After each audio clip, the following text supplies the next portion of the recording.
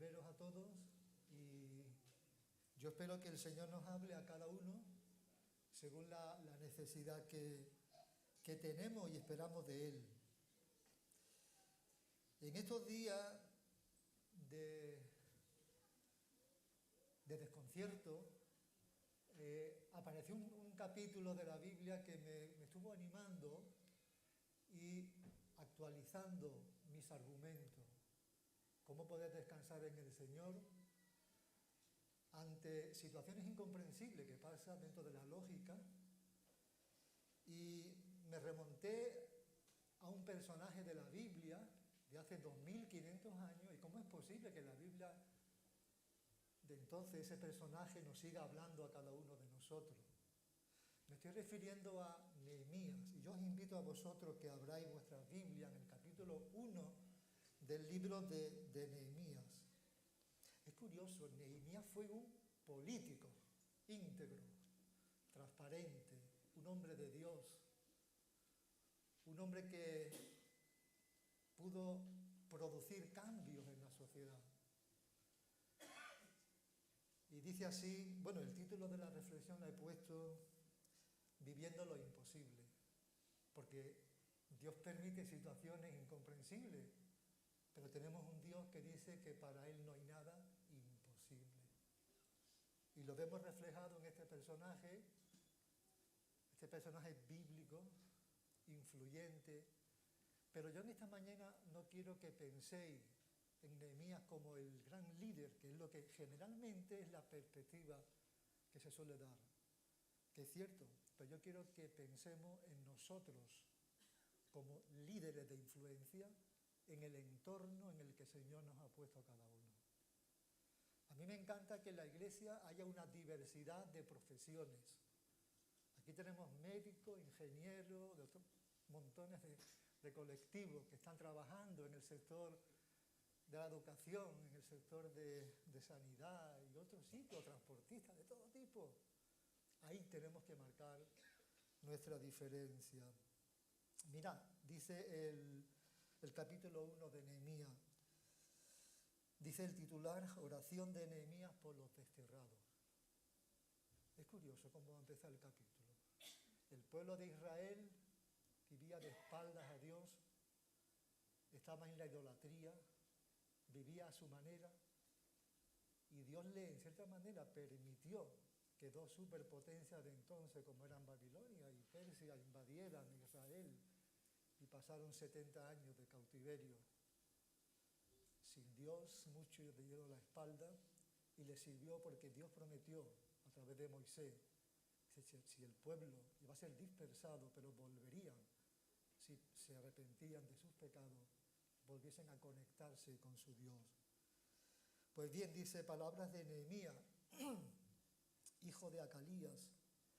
Aconteció que en el mes de Quisleu, en el año 20, estando yo en la fortaleza de Susa, vino Ananí, uno de mis hermanos, con algunos hombres de Judá, y les pregunté por los judíos, los que habían escapado y habían sobrevivido a la cautividad y por Jerusalén.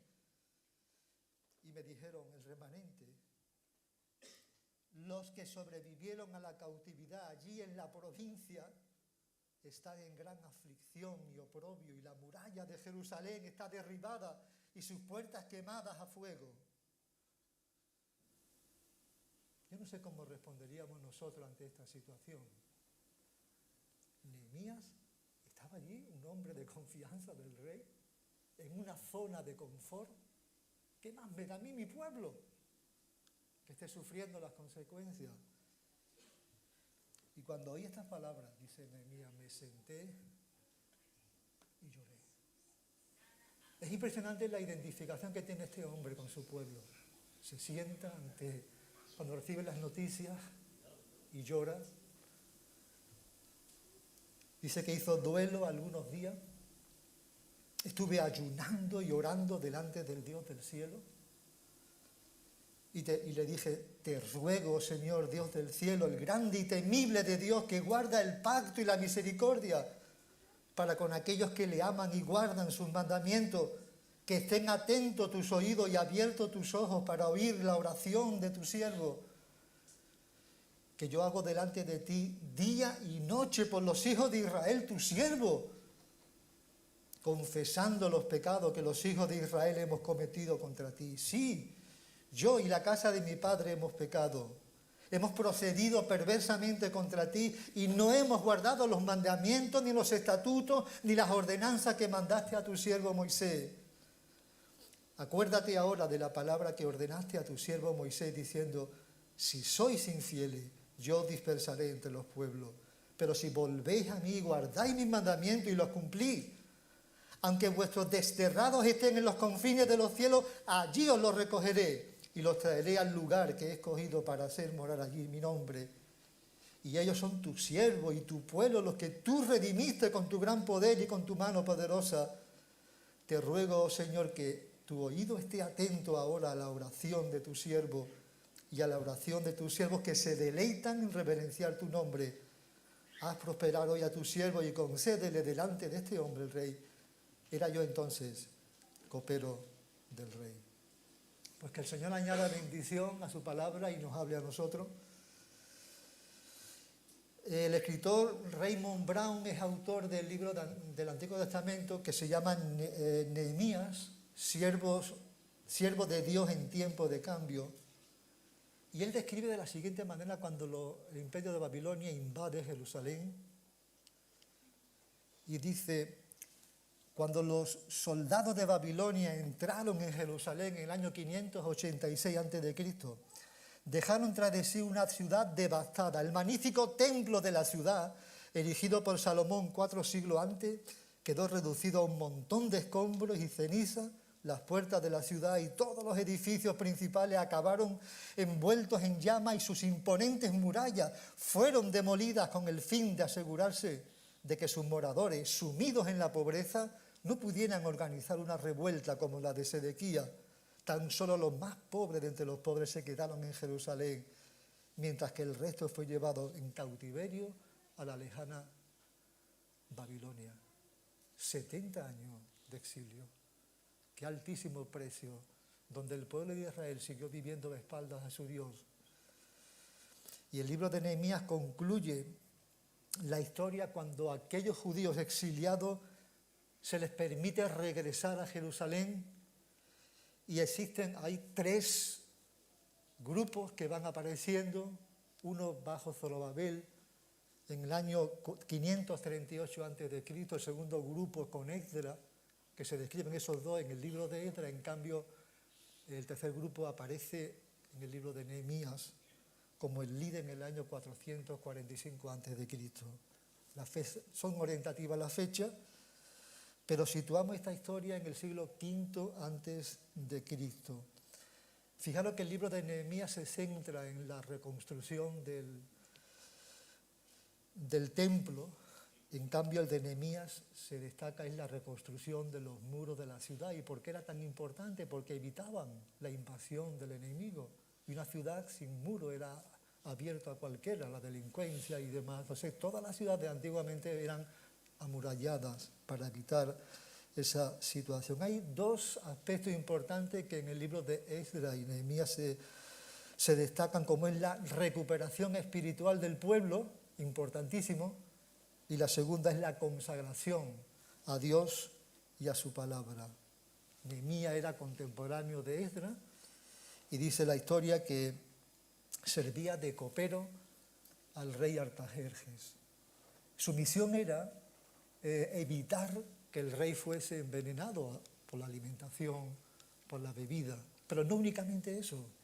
Nehemías era un conocedor de la política, de la economía, de la sociología, un hombre de confianza en aquel gobierno del rey Artajerjes, pero siempre mantuvo su integridad, su espiritualidad, su transparencia dentro de lo que sería un líder a imitar. Pues bien, él recibe la noticia de su familia, de aquellos conocidos, y lo primero que hace es orar a Dios. Cuando vienen dificultades, cuando vienen situaciones que no entendemos, que no comprendemos, tenemos que buscar la presencia del Señor para que Él nos dé la sabiduría, el poder para tomar las decisiones correcta en cualquier situación y circunstancia en la que el Señor permite en nuestras vidas.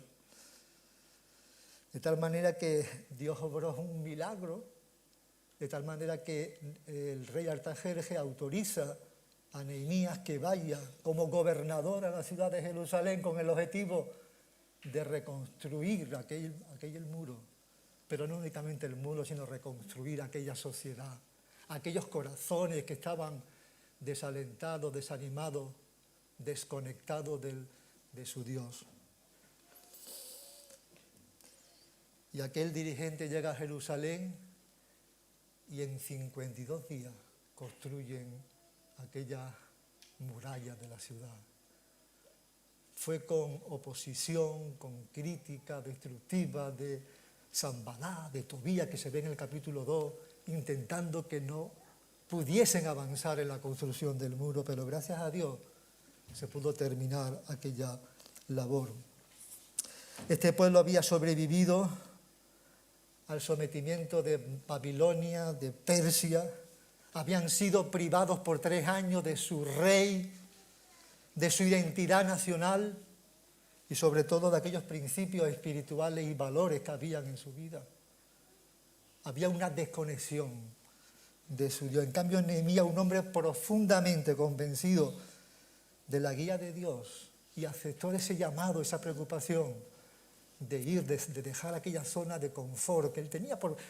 Merecía la pena dejar aquel palacio en Susa, lo que hoy es Irán, miles de kilómetros de Jerusalén.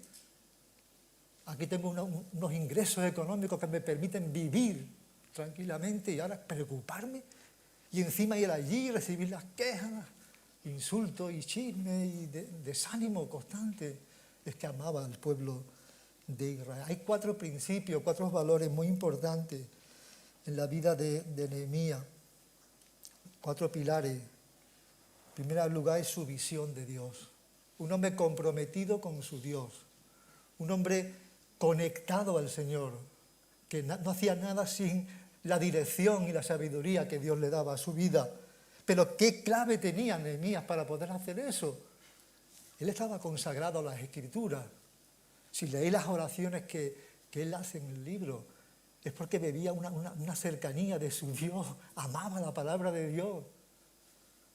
Pero sobre todo era un hombre de oración, un hombre comprometido con la oración, con el poder de la oración y sobre todo era un ejemplo como líder del pueblo. Yo quiero en esta mañana poder destacar algunos aspectos de su carácter, de los métodos que él utilizó, algunas lecciones que podemos aprender de la vida de Nehemías, que podemos aplicar a nuestra vida y cómo Dios puede utilizarlo en el lugar en que nos encontramos. En primer lugar, su carácter.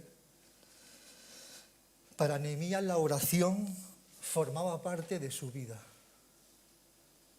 Es fundamental. Cuando uno lee cualquier biografía de grandes hombres de Dios, estaban empapados de la palabra y eran hombres que pasaban, y mujeres, de tiempos sintonizando al Dios Todopoderoso. Es más, sus oraciones estaban llenas de estos ingredientes, llenas de adoración, llenas de gratitud, de acción de gracia, de confesión. Confesó hasta los propios pecados de su pueblo, de petición y de intercesión.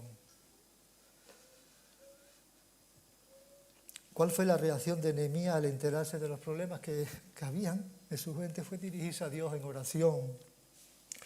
Porque para él la oración no era una práctica religiosa, un ritual, un legalismo, frase prefabricada o surgían de su corazón. Era alguna experiencia del día a día con ese Dios que encaminaba su vida con los propósitos de él.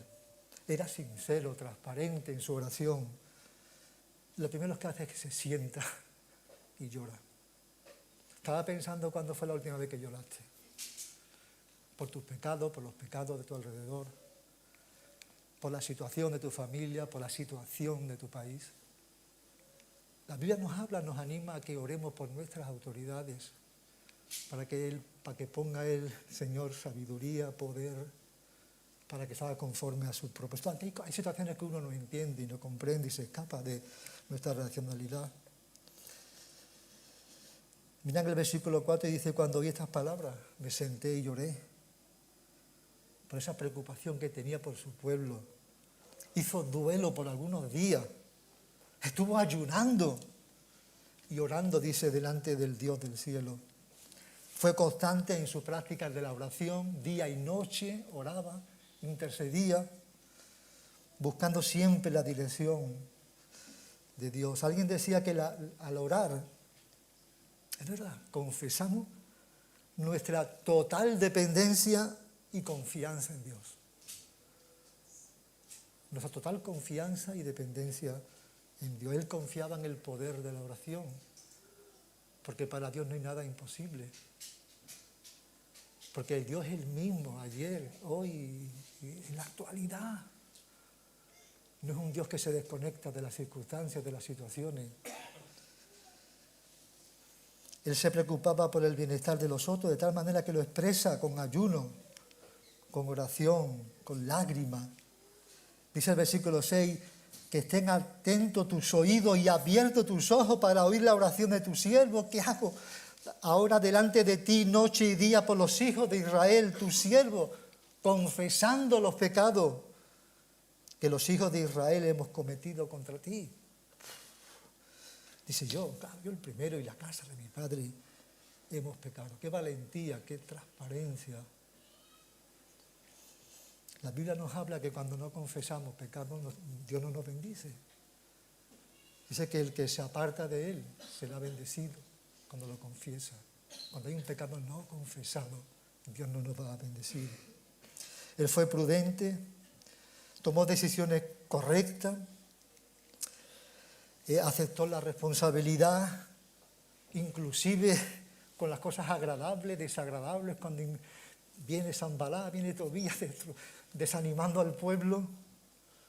Él pudo haber pensado, bueno, que no merece la pena la reconstrucción, yo me voy otra vez al palacio y que hagan los que sea. Fue un gran administrador, un gran gestor de los recursos, de tal manera que la gente confiaba en él como alguien que venía del cielo, ¿no?, para bendecir a su pueblo en la reconstrucción.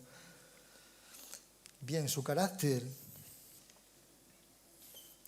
sus métodos, levantó la moral del pueblo. Si miramos el libro de Nehemías, con qué frecuencia el pueblo se venía abajo. Él reforzó la fe de la gente, que cambiasen el enfoque de esto es imposible, decían al pueblo. Él decía que Dios es grande. En un texto él dice, yo le respondí al pueblo y le dije, el Dios del cielo nos dará éxito, por tanto nosotros sus siervos nos levantaremos y edificaremos.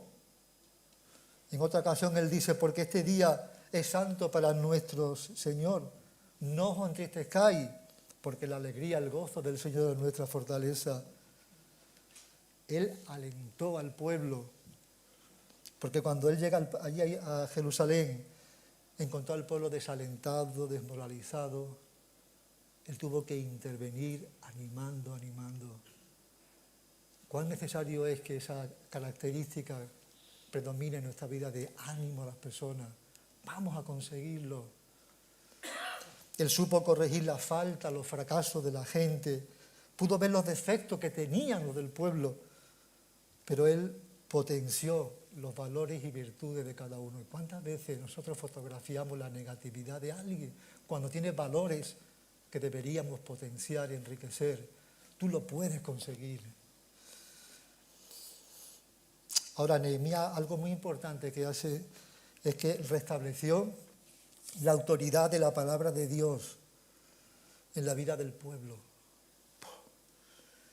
Él hizo una serie de reformas, pero unas reformas que fueron muy positivas para el pueblo de Israel. Por ejemplo, restauró la fiesta de los tabernáculos que no se había celebrado desde los tiempos de Josué. Habían olvidado por completo el pueblo de Israel. Es más, guió al pueblo al arrepentimiento mediante la lectura de la palabra. Dice el capítulo 9, versículo 3, puestos de pie, cada uno en su lugar. Dice, leyeron el libro de la ley del Señor su Dios por una cuarta parte del día. y por otra cuarta parte del día confesaron y adoraron al Señor su Dios. ¡Wow! Confesaron y adoraron al Señor. La tercera reforma que hace es purificó el templo de la influencia pagana. La cuarta reforma interesante es que restableció el descanso del sábado, prohibió los casamientos con los extranjeros paganos, recuperó la identidad especial de Israel como el pueblo escogido por Dios, que habían perdido esa identidad. Nehemías nombró a líderes responsables, hombres de fe, hombres espirituales íntegros. El capítulo 7 narra que los puso a trabajar, los hizo sentir que eran necesarios. Es más, agradeció su trabajo, supo delegar responsabilidades, porque tenía mucha confianza en su equipo de trabajo. Qué importante es la confianza en un equipo de trabajo. Les hizo sentir que eran necesarios. Tú, hermano, tú eres necesario en el trabajo, en el área de servicio que desarrollas en la iglesia. Ya puede ser algo visible o invisible.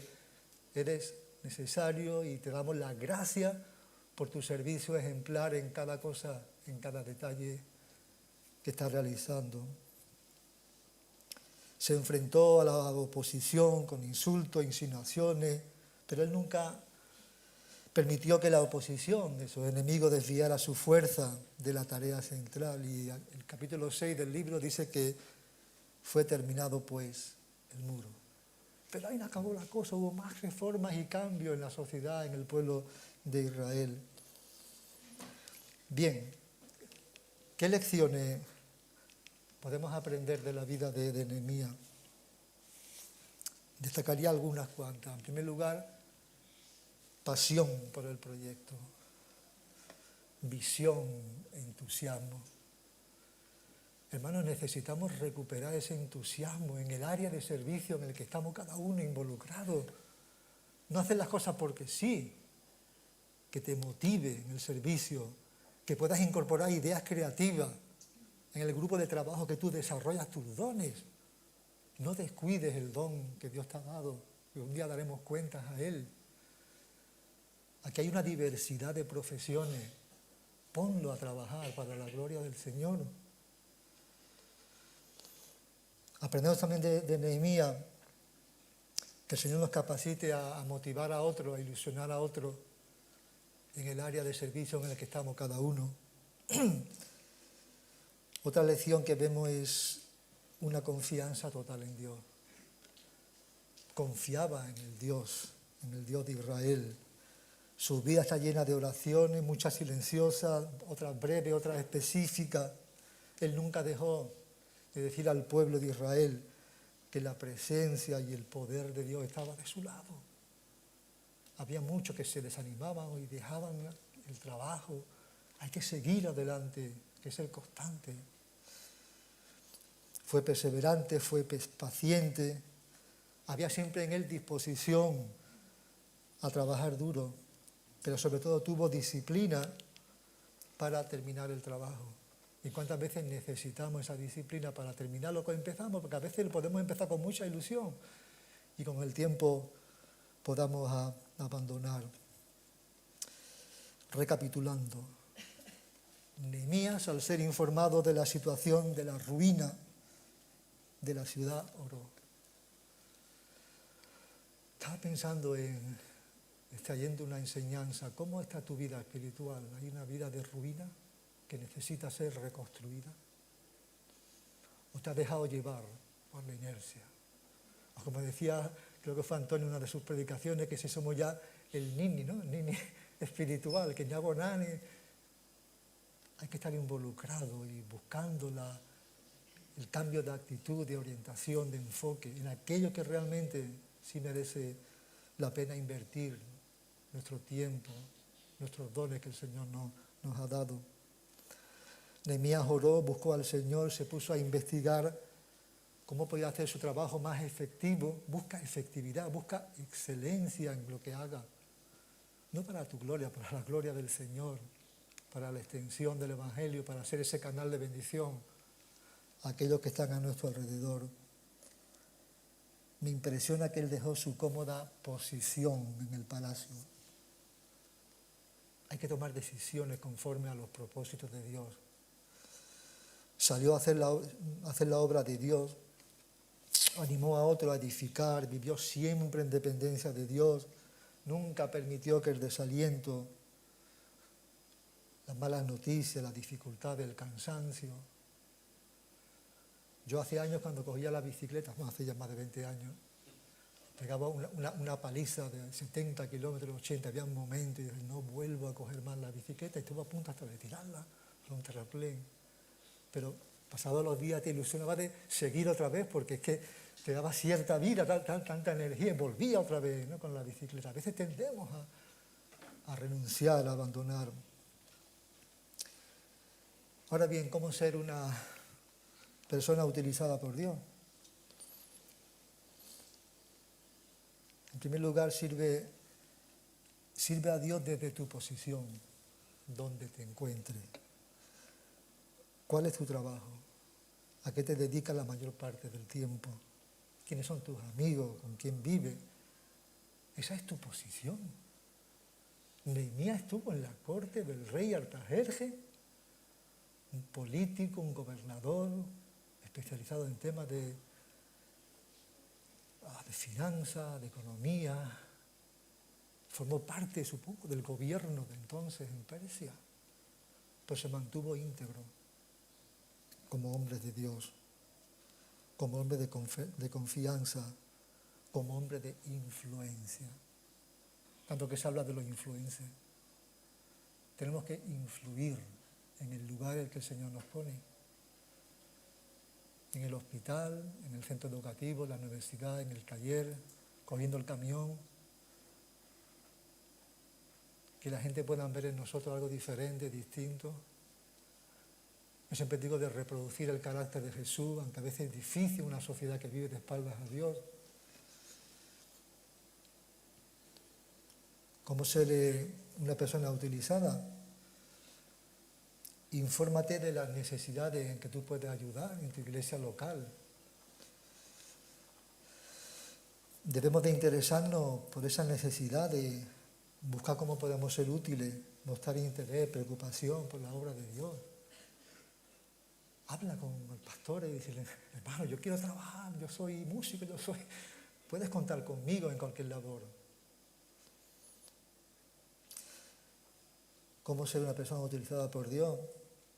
Aprender a tener esa actitud positiva ante las dificultades que a veces nos derrumban, las cosas que los problemas, las situaciones, esa actitud positiva que contagie a quien esté a tu alrededor. Ser una persona organizada es importante, no una persona caótica, ¿no?, en la vida. Y eso me enseña de ser organizado, en que cada uno tenemos que hacer la parte en la obra de Dios, porque somos un equipo y necesitamos hacer nuestra parte. Cualquier cosa es necesaria, es importante. Y sobre todo, hacer las cosas con entusiasmo y gozo. No hacerlo por hacer, de mala gana. Dios quiere no solo que trabajemos para Él, sino que lo hagamos con ganas, que lo hagamos disfrutando de lo que estamos haciendo. Alguien decía que muchas veces nos damos cuenta de cuál es nuestro lugar en la obra. ¿Sabéis cuándo? Cuando disfrutamos haciéndolo. Hay un hermano que decía el otro día que disfrutaba leyendo la Biblia, un libro cristiano, en las horas que invertía. Disfrutando. Cualquier tarea que haga para el Señor. Que no sea una carga, sino que sea un gozo, una satisfacción en lo que estás haciendo. Eso va a redundar para la gloria de Dios. Decía, es una persona que ahora se me ha pasado decirlo, ser un hombre de oración, capaz de animar y motivar, hacer las cosas con entusiasmo. Decía alguien, nada grande en este mundo ha sido llevado a cabo sin la pasión y el entusiasmo. Dios quiera que podamos recuperar esa pasión, ese entusiasmo por servir al Señor en el lugar en el que Él nos ha puesto. No te centres únicamente cuando te reúnes en el local. El cristiano está a las 24 horas del día influyendo y somos observados y saben cómo actuamos, cómo reaccionamos, que en todo momento puedan ver en nosotros a la persona de Cristo Jesús. Por tanto, llegamos a una conclusión: recuperar nuestra vida de oración, nuestra capacidad de animar, de motivar a otros, recuperar esa pasión, esa visión por la obra del Señor, recuperar la confianza total en Dios. Qué fuerte, ¿no? Hay cosas, cuando uno lee una biografía de grandes hombres de Dios y ve cómo Dios obraba. Ese es el mismo Dios que tenemos. Lo que pasa es que muchas veces nuestra fe es tan pequeña que se diluye. Me viene a la mente ahora cuando en el libro de Hechos, ante aquel paralítico: no tengo ni oro ni plata. Sí, creo que eran Hechos 3, me parece. Lo que tengo te doy, en el nombre de Jesús, levántate y anda. Y a veces uno tiene, entre comillas, esa envidia, por así decirlo, esa fe en el Dios que puede transformar y cambiar situaciones y circunstancias. No olvides de servir a Dios desde el lugar de trabajo, de tu influencia. Ten siempre esa actitud positiva ante las dificultades que a veces nos derrumba. Hay que seguir adelante al objetivo, no mirando atrás. Y sobre todo que todo cuanto hagamos, lo hagamos con entusiasmo y con gozo. Pues que a Él sea toda la gloria y la honra, y el Señor nos bendiga, nos siga hablando y siga transformando nuestra vida. Terminamos en oración. Pues Señor, te damos las gracias por tu palabra. Sigue tú obrando en nuestras vidas. Cambia actitudes que no te agradan. Fortalece nuestra fe, renueva ese gozo, ese entusiasmo en servirte.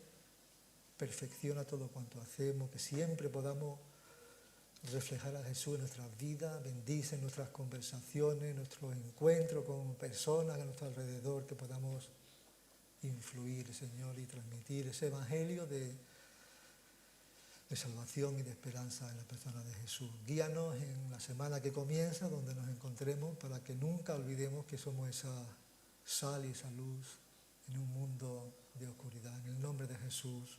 Amén.